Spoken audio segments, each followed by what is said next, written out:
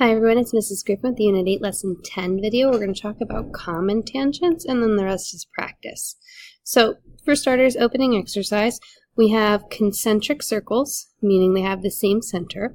And it says the radii of the circles are 8 and 7. So AB is the radius of the smaller one, and then 17 for the larger one. I'm going to connect A and C to make that radius. So AC would be 17.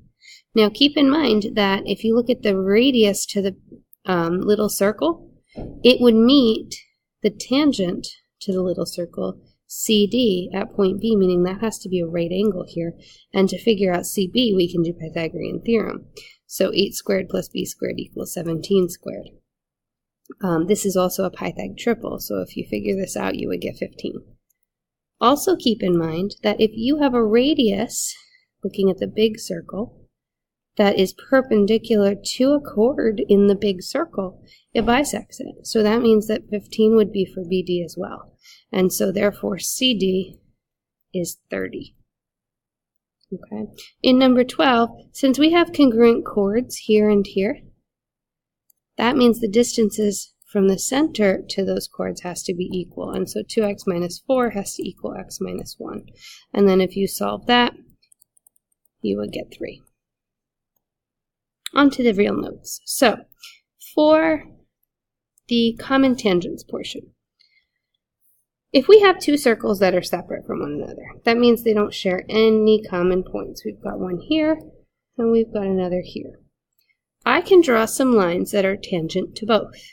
So tangent to both would mean that they would just touch each of these circles in only one spot, like so. I'm going to call this tangent A, B, labeling both of those points of tangency. And so there's one common tangent there. I can also put another one on the bottom. And so that tangent would be, I'll call this one CD. And so there's two common tangents. You can also put one, what's called an internal. These are external. So an internal common tangent is going to just touch each circle in one spot, but go in between them like this. And so it would have points of tangency here and here. I'll call those E and F. And then we can also have another one going the other direction. That would be common tangent to both circles like this. And only touch each one in one spot. So I'll call this G and H. And so there are 4 common tangents to two circles that are separate from one another.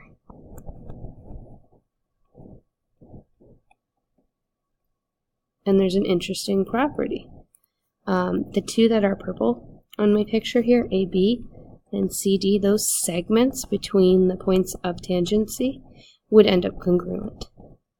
Additionally, between the points of tangency on the internal ones, they would be congruent as well. And so those are a couple of properties we could use. All right, now if we have two circles that are externally tangent, that means the circles themselves touch each other in only one spot.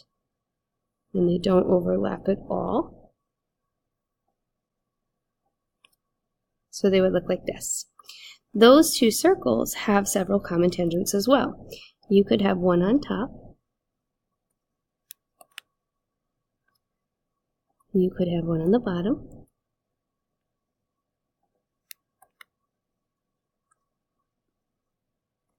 And you could have one in the middle.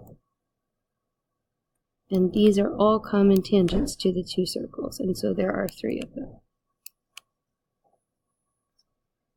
And then just like the others, the segments between the points of tangency on top, between the purple ones here and here, would be congruent to here to here. All right, internally tangent circles. If you have two circles that are touching, that's what tangent means, but only in one spot on the inside, means that one circle is completely within the other, and that they share a single point here.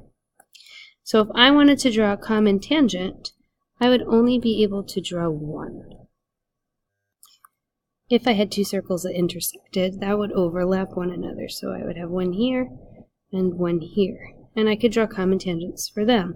So just like the others, I could have the two on the outside. but that would be all I could have, and I would still get those congruent segments like I got in the other examples. So between A and B, that segment would be congruent to the one between C and D. And then finally, if I had concentric circles, like in the example in the beginning of the opening exercise, meaning they had the same center point, then there would not be any common tangents, because you would not be able to draw a line that was tangent to both of them at the same time and only crossed at one time on each circle. So using those concepts, we have a few examples. So if we look here, it says TU and SV are given to you with these. Because those are the common tangents here, these are going to be congruent to one another. And so I can make an equation that x plus 16y would equal 5x plus 3y. And now since this is an equation that has both x and y in it, I'm going to try and make this like a system of equations. So I'm going to subtract the 5x over, and I'm also going to subtract the 3y over, because with systems of equations we like to get things all lined up. And so there's one. Then we also have, if you look at TH and SH, those are both tangents to circle A. So using an old rule, we would know that 4x plus 8 would equal 6x plus 4. Now this only has one variable, so it's a little bit easier. I'm just going to solve for x and get that x is 2, and then I can plug that in over here and solve. And then with this one, if you were to divide by 13 on both sides, you are going to get a fraction, and that's okay. And so we have x and y. All right, now for number 2, what we're looking at is a couple of triangles formed by a tangent and the radii and then the line connecting A to G. So if you look right here, this would be a right angle, and right here would be a right angle because a tangent meeting a radius is a right angle. And then therefore, this triangle would be similar to the larger triangle AGC. And so I can do small over large equals small over large.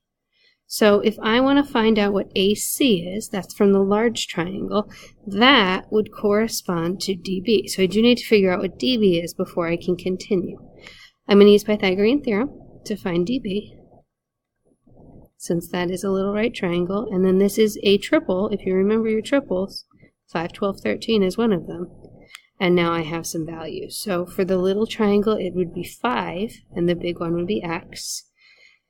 And then another side that I have on both is this other leg. So on the small triangle, it would be 12, and on the large triangle, it would be 22. And so we can cross multiply and divide by 12, you will get 55/6 or 9.16 repeating. If you math fract it, you'll get the fraction back. Either way. Number 3. Given that AB is a common tangent to both circles C and D, find the value of x. Now we only have one common tangent, so I can't do one of the properties that we discussed in the beginning, but I can talk about this line. And that line, I'm going to say, would be forming a right angle here. And therefore, I'd be creating a rectangle and a triangle. The reason I would want to do that is because now I've created a right triangle that wasn't there before. So this value x would move up here. Since this is 3, this little section in here would be 3. And since together it would be 8, that means that up here would be 5. 14 is between the two, but since I knew the radius of circle C was 8, this part would be 8 as well. And the radius of circle D is 3, so this part is 3 as well, making this entire thing 8 plus 14 plus 3, which is 22. Sorry, 25. And then if you look, triangle from C to D to this point that I created is just a right triangle. And I can use it to find x by doing Pythagorean theorem. So 5 squared plus x squared equals 25 squared.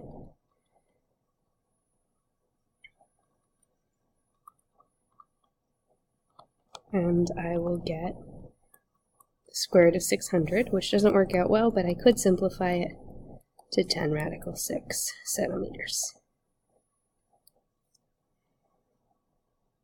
Alright, with number 4, this one is a pretty standard problem. We've got outside times whole equals outside times whole. So the outside of this secant is x, the whole thing is x plus 12. The outside for the tangent is 8, but the whole tangent is outside, so 8 times 8, or 8 squared. And then distribute. Now since I have x squared and x, I need to factor, so it's going to be x squared plus 12x minus 64 equals 0. I need numbers that multiply to negative 64 and add to 12. That would be a positive 16 and a negative 4. And so if I set this factor equal to 0, I would get a negative 16. And if I set this factor equal to 0, I would get a positive 4. And that makes sense, but a negative 16 would not plug in here well. Alright, now number 5 is a little bizarre. What we've got is a single circle, and then we've got this big triangle, which appears isosceles. Actually, it is isosceles, 3 and 2 in both spots. But I need to find these x's, which have no important value right now. If we want to add in any segments into a circle, they really should be radii. So I'm going to add in just one radius into this circle, and it's going to go from C to this point of tangency, because in doing that I know I've created a right angle. And I know it's a radius just like this, so it would also be 3. And now I have a very basic right triangle. And don't forget about 3, 4, 5 being a Pythag triple. So that means x would have to be 4. Right, number 6, we're going to use our outside times whole equals outside times whole. The outside portion here isn't identified. We do know the entire thing is 12 and the inside part is x, so I can call this 12 minus x. So my outside portion is 12 minus x, and then the whole thing is just the 12. On the other part, the outside portion is 3, and the whole thing is already labeled as 16. And when I distribute this, I'm going to get 144 minus 12x equals 48. I'll subtract 144 from both sides, and then divide by negative 12.